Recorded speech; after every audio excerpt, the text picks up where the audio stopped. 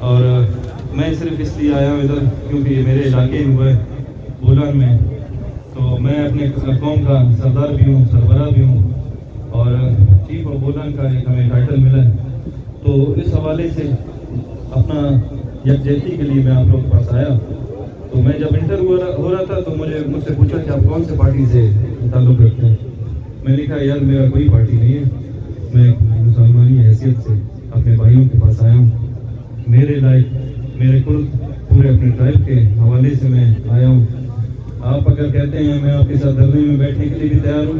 آپ کہتے ہیں جدھر بھی آپ کہتے ہیں جس پلیٹ فارم پہ بھی کہتے ہیں میں آپ لوگوں کے ساتھ ہوں، ایز اپنے کرد قوم کی طرف سے اور بولان کی طرف سے.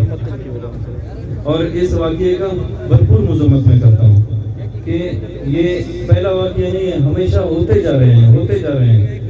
تو ان کو میں نے کہا کہ یہ واقعہ جو ہوتے ہیں پھر آپ دھرنے پہ بیٹھ جاتے ہیں، پھر ایسے ہی ٹائم گزرتا جاتا ہے، پھر دھرنا آپ کا ٹوٹ جاتا ہے.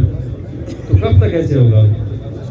کب تک آپ لوگ برداشت کریں گے؟ کب تک ہم برداشت کریں گے؟ یہ ایسے کام ہیں، ان کو ہونا نہیں چاہیے.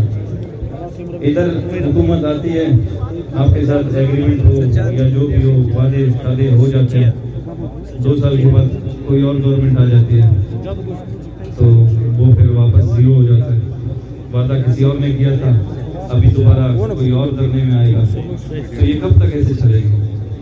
لا انفورسمنٹ کو حکومت سے چاہیے کہ ایسے کام کریں، عملی کام کریں. صرف یہ نہیں کہ ذرائع کرنے میں آپ